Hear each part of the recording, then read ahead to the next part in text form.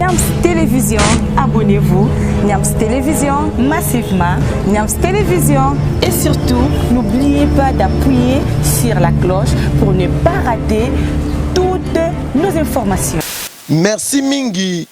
Ngai nazali ko banza te ya yambo. Mwana mboka Martin Fayulu aza bongo congolais. Théodongo Ipe aza congolais. Baza ba congolais. Baza na liberté conformément na mobeko li konzi ko pesa mabanzo na bango par rapport à l'actualité ya mboka. Biso na soto yebi ete mikolo uti ko leka liboswa wa tata mokonzi a profiter ki ko tinda mwana mboka ilunga ilukamba premier ministre na mission na Katanga kuna po ete etikala na sima ko nommer bato yango nommer bango ba nomination yango etosi mobeko li konzi te tozali ko loba tango nyonso ete eza ya solo ete nomination ya bazuzi mibale o esengeli ba remplacer bazuzi Noël Kilomba na cour constitutionnelle nomination na bango et violer constitution et violer mobeko li konzi to ko banga te ko lobela yango eza mobeko li konzi eza violer lelo ekomi na mboka na biso soko lobi ete tata mokonzi a violer constitution batindeli yo convocation ekomi nango kaka boye tozo tambusa mboka yango lolenge nini violation ezali. Violation est bon article 158 ya mobeko li kondi. Mobeko wana article wana lobite et sengeli bato ya cour constitutionnelle o bazalaka bongo 9 misato bautaka patata mokonzi ekolo na proposition na yemoko misato bautaka bongo na parlement misato mususu bautaka na conseil supérieur de la magistrature bongo bango soki baye ba changera bango kaka mandat na bango zalaka ya 9 ans auto ndeba lobaka na lingala ete mobu libua ndeba ya bongo bongo basalaka na cour constitutionnelle ezalaka renouvelable te mais kasi bakoko bongo la bango mbala moko chaque mbula misato sima mbula misato bakoko bongo la ou après 3 ans bakoko changer mais ba changera yango ndenge nini esalaka mingi na makambo etali pona ou soit tirage au sort ba tirer au sort ce qui coincé que on aime to soki la lipa na yo ne to saka lipa tete to ne to saka lipa te ya kudi soki la lipa na yo yo ne moto kolanda oyo kokweya pa na ye yende moto sikwe sengeli alongwa ba remplacer ye tope soki awei soki akufi nde ba ko changer ye tope soki a démissionner na ye amoni ete nazala makambo mosusu ko sala esengeli na démissionner nde ba ko cha moto mosusu tope soki ba révoquer ye wana ba ko remplacer ye mais dans le cas où na cas où tozala ngo lelo ba juge wana ba démissionner te ba kufi te ba tirer au sort te ke laleli bango po te balongwa mais tata mo konta remplacer bango pona nini loi nini yango ya mobeko oyo pesi tata mo konzi pouvoir à remplacer bango loi nini oyo pesi pouvoir à remplacer bango sur base de quoi? Ce qui a nommé la cour de cassation, il fallait qu'il constater que incompatibilité entre la magistrat cour de cassation et la juge à cour constitutionnelle. Il fallait qu'il total ait incompatibilité côté. Bango sika basa la choix. Ce qui basa le choix au na cour de cassation, wana siko le président à cour constitutionnelle alinga qui a constaté des démission à bango. Ce qui a constaté démission à bango, yenda ko informer na structure bango ba utaki. Ce que le conseil supérieur de la magistrature a informé bango était motonabino moka wa démissionner poste ezali vide bon remplacer ye ton atata mon conseil écolo ton parlement mais est-ce que ça la mi bongo pour être tata mon conseil nommé bango le même jour a nommé na cour de cassation le même jour a nommé ba remplacer na cour constitutionnelle siko to le banane na mokanda nini mobeko nini o pesi tata mon conseil pouvoir ya kosala lolenge wana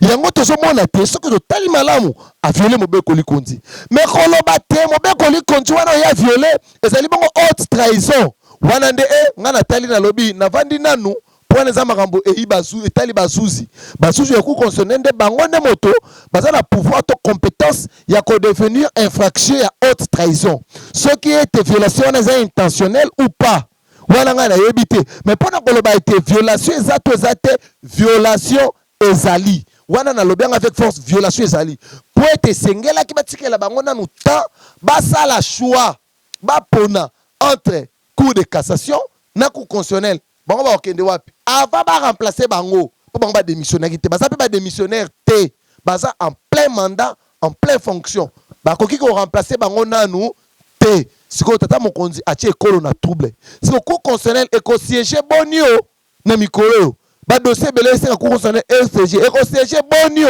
et ça bachis bazusu wa calendrier bakosiéger ou bien au président a nommé la violation constitutionnelle bakosiéger siko epesi problème omone sika mama na likambo zali ba olanda biso ba été violation ezali effectivement ba violer constitution yango nazo profiter pour na dénoncer manière ya mabe ko sala makambo yo soki moto alobi na liberté na ye botindele basusi botindele convocation pour etake ko samba tozali ko dénoncer yango eza malamu te tata mokonzi a violé article 158 ya constitution na biso ya ekolo oyo élection lolenge nini ba changeaka ba magistrat bazuzi ya cour constitutionnelle aza na pouvoir terre ko sanse bango lolenge ye alingi constitution na biso epesi ba modalité or ordonnance ya tata mokonzi e remplir ba modalité wana te elandi yango te etosi yango te tata mokonzi asuka mokano on dirait na kanza nyonso ne on dirait na confirmer te on dirait na kanza na nommé ka rapport biso za la poste te bongo te il faut tout ça la makambo nyonso na mobeko likondi nde eloto ko bela point wana mais simana yango eboti makambo ebele na la munge comme ko fingama batata mosusu ya ba politique batata mikolo ko la biso bozoba na bango na politique ba ko la biso bozoba na bango bakomi bata mafinga ko fingana na kati ya politique ba imboka bomoni lelo batu to monaki lokola ba angelu na opposition lelo la zoko pesa merci na ndeko Kabila mwana mboko Joseph Kabila na pesio merci pour grâce alternance lelo olaksi biso bozoba ba opposition bozoba na bango ya ba politicien ba opposition lelo to moni bozoba na bango tala lelo na lobi bopoza na biso balaksi biso bozoba na bango kolba yete bosali bozoba ezali mafinga te nga na ko finga te na lobi ba acte basali nde laksi bozoba na bango ete depuis bazala na opposition makambo nyonso balobaka eza ko belo kuta yango komona lelo franche ndambo ya opposition ekoti na pouvoir bazosala obe makambo oyo ezanga mutu na makolo makambo ndenge etala mutu na se makolo likolo mokili komo tambola ya kobaluka te na Congo makambo nyonso ekende ka obe na bozoba obe na légèreté yango légèreté wana ebimi ti na politique tala ba auto tikaki na opposition o lobi bazaki ba anzelu o lobi ba utiliser kombo ya Kabila lokola fond de commerce o lobi ba utiliser kombo ya Kabila po koma ba député ba pona bango ba poni bango lelo ba komo la kisabana na biso bozoba ba komo ko la kisabana na biso bozoba bana na biso ba komo vana batala ba bosa ba débat ba $50 ko réduire mboka ba débat ya bilongi ya basi e la kiseke bango fina bango kaka basi na mbongo lelo peuple congolais retenir ete ba politicien oyo vina bango za basi obena mbongo ndeti na baye na politique pour bakanela ka mwasi petite mo ya quartier ngaso na komi député akomona yango te yango ba ele ko sala politique lelo tala débat na bango yango nazo senga na peuple congolais bato ya boye soko monye na 2023 bengana ye kopesa ta chance te kopesa ta litoite aza anti-valeur na mboka na biso esengeli topesa bokonzi na baye bazoko dégager ba valeur baye bazoko teka makanisi ya malamu mpo mboka kendo boso lelo mboka na biso za na problème na partie est na yango bato bako kufa mikolo nyonso na kamwe nga na ko kamwa penza makambo eko kamwa sangai baninga ya kadeko baye na bunia pona ko sala trouble ebongo mapinga ekolo Congo ebateli bango et protéger bango pozong sa bango kino na zamba ale bako basu na ko boma lobi lisu ba bomi bato ba uti su ko boma bato eza nini makambo seke tolobela yango oyo batata ba politicien ya buzoba ba koti biso na débat ya buzoba na moment tolobela makambo soko leka na est bato bazoko kufa lobi lisu ba EDF na lu ba bomi plus de 20 personnes bato ba kufi yango ndefo tolobela bandeko bakotisi biso na débat ya basi na ya mbongo ya bilonga basi na bango na ya mboka wana akokoya na FCCT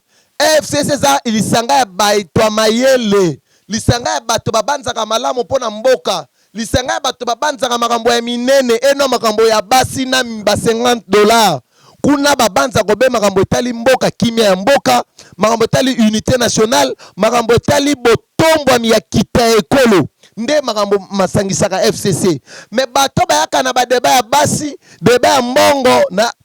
FCC bakokoka te bakokima yango moni ebele na bango baza kokima notamment ba Roger Lumbala bandeko Basile bangwana baza école moko na bandeko Basile bana moko wana mibalo bazofinga na mikono na tepe baza école moko na bandeko Basile bakokoka FCC te o jamais akoki jamais ko na FCC akokoka ta ko miyoka étouffé oyoki mwana mboka Roger Lumbala lobi na FCC s'attaque étouffé oui FCC bato ya lolenge lokola yete bato lolenge wala balaka na FCC te lokola ye bato ba régionaka na libumu eno na mutu awo sika de FCC isika débat ba U2 ya makanisi ya ba valeur il faut to koma ko défendre ba valeur bato ba biso soni to kolemba te koloba yango to kebisa bana na biso depuis FCC na lingina on a corrigé FCC na no sali 18 ans FCC ezalako be créé en 2018 FCC basala en 2018 ezalaka na mubu mibale ya pamba FCC sali kaka 2 ans jamais robete la plateforme o sali 2 ans ya kolobela ngwa mangabetali 18 ans FCC sali 2 ans PPRDP naza molobeli ya PPRDT na ye na kombo ya PPRDT na koloba be na kombo na ngai mais même PPRD sali pe nanu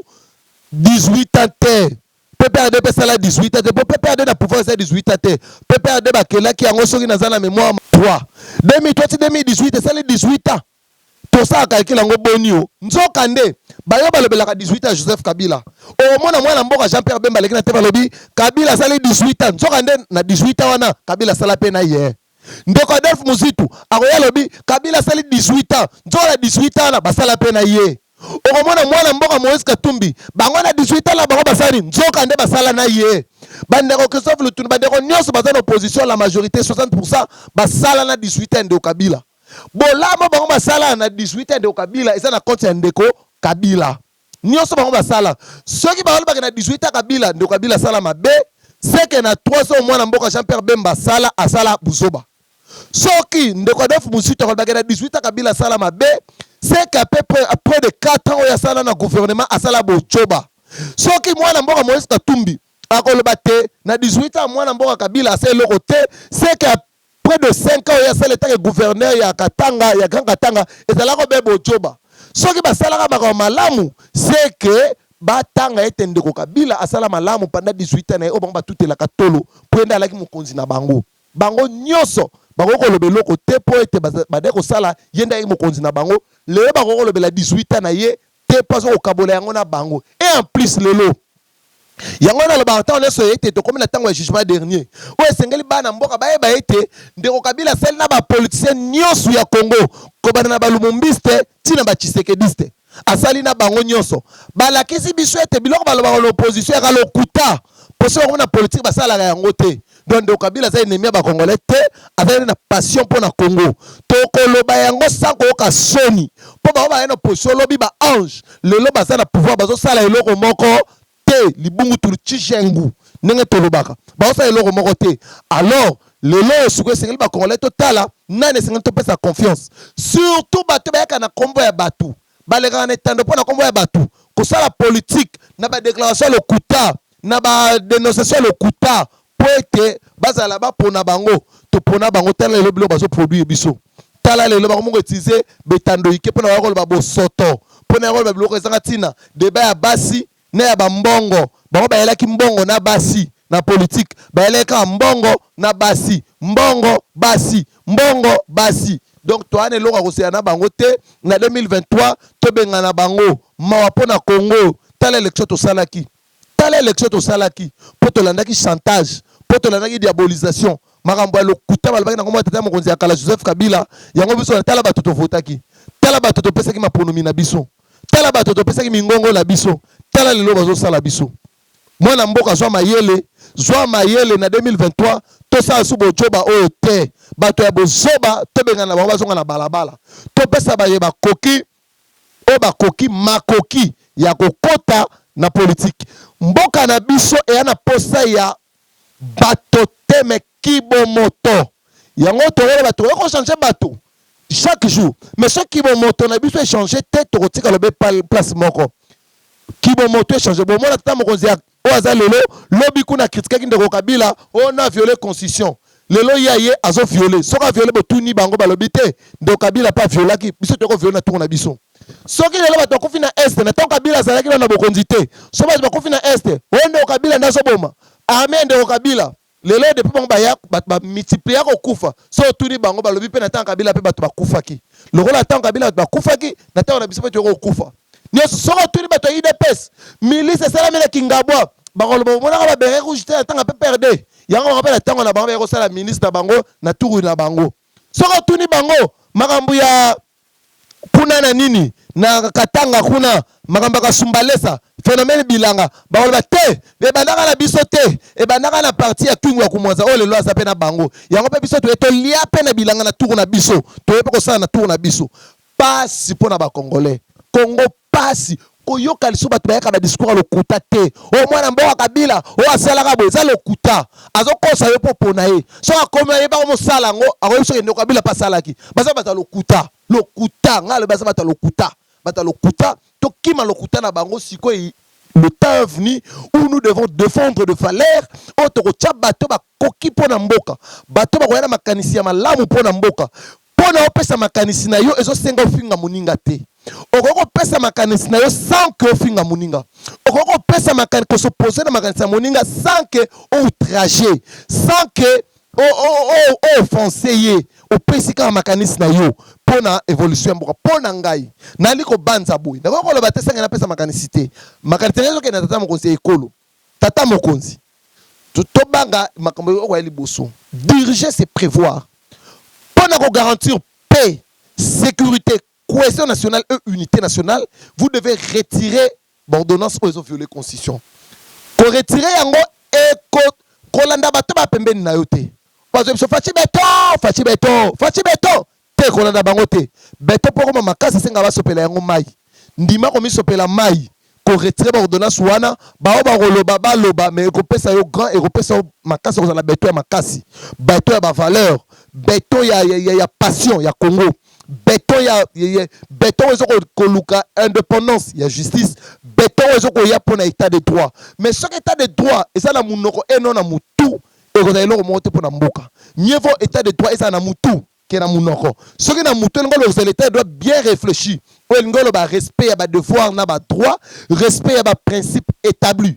Principe établi à Liboso, c'est notre constitution que nous devons tous respecter. Oh, bongo, ingolo ba ete bino yondo sali garant, il y a respect nango pe garant il y a bon fonctionnement, il y a institution sur yamboka. Donc na ko senga na so, mais so ko retirer te. Na bongo na so ko interpeller ba yimboka, ba na mboka. Tango l'article 64 nde yango. Pour article 64 le biboye. Tout Congolais a le devoir de faire échec à celui qui prend le pouvoir par force ou qui l'exerce en violation de loi de la République. Le lot comme un moment où peut-être la décision sont en violation ya mobeko. Bato ba mibenga bango bazali parti lokola ANC ya Afrique du Sud te ko l'accès yango pour être mboka ezoko tambala na violation ya mobeko. Et ngolo be photo telemela yango conformément à l'article 64 ya République to telemela la violation ya mobeko wana pour être mboka ezonga na nzela mboka tambola conformément na mobeko. Ba décision zo swama ezoko violer mobeko li konti to kolinga bongo te. Na lingi na loba boye pola makambo ya Ngoïka Sanji aza mwana mboka aza na droit ya kopesa mabanzo na ye yo soko moni mabanzo ya Ngoïka Sanji eza mabe yo pe kana oya yo. Liberté d'expression et de l'opinion et de penser est garantie dans notre constitution. Moto moko ta ko telemela moninga pa pesi makanisi ba politicien la biso boyo ka pe soni. Ce qui moninga pesi makanisi na ye bo ndiko intoxiquer population bo ndiko diaboliser la population ça ka bongo te na démocratie ka bongo te na démocratie le débat dit deux constitution on peut les changer ba ko changer constitution mo be ko li konze lobi ete constitution yango moko loba ete ba ko bongo la yango eloko moko te pekisi constitution po ba bongo la yango ba ko bongo la yango botika diabolisation mwana mboka Ngoïka Sanji azana droit ya kopesa makanisi na ye na mambi matali mobeko li kondi bakoye ko bongo la yango po elobi ete bakoye ko bongo la yango. L'article 220 de la constitution peut être changé. L'article 220 est ko verrouiller l'article musume yango moko za verrouiller te bakoye ko modifier l'article 220 pour pesa accès ba modifier l'article mususu pour ça verrouiller l'article 220. Donc c'est ça la constitution. C'est ça notre constitution. Et dans le libre, yémo on change le bien, ngai ndenge bo moninga boko ko changer ngai par voie référendaire ou ceux qui détiennent il y a des députés va voter changement wana et ko lekana yango. Moi na mboka ngwe kasa nyasa élu du peuple asa na droit ya ko la proposition nenga moni asa libre. Débat on est ko sala na parlement. Ce que quoi ce que l'écrit est comme légitime to to sengo peto kena yango. Nde mambi e etali mokolo loto bongse pona ko lobana bino. Na sepeli mingi na ba nyonso ba kolanda biso na pesi bino mbote bo continuer kolanda biso atango na tango nyonso o boko occasion pe bo kabolaka yango po te makanisa biso yoka na partout to kozana bino tango nyonso. Merci. Donc batu ba s'abonner ebele na Niams officiel télévision po ete bo yoka ka makanisa biso po tango nyonso to koyaka awa na Niams esiko batu nyonso balandaka po ete to kabolaka makanisi. Donc bo s'abonner massivement po bo yoka ka Christian Zembele toujours na Niams officiel télévision. Na pesi mbote na ba finaliste nyonso ba aussi sa examen de temps na bango lelo bongo na banzi na kanisma banzo nange ke ipa Clovis Lutumba, mon fils et ma petite sœur propre Endris Matomo, ma belle Déborah Founi, la petite sœur de Ghislaine Founi. Je te salue. Il n'est pas un finaliste, mais il y a un bon finaliste, ISP Gombe. Il y a un finaliste, Nyonso, il y a G3, gestion informatique, Mbote, on a Ghislaine Founi. Vous avez Ghislaine Founi bien. Merci. Ciao.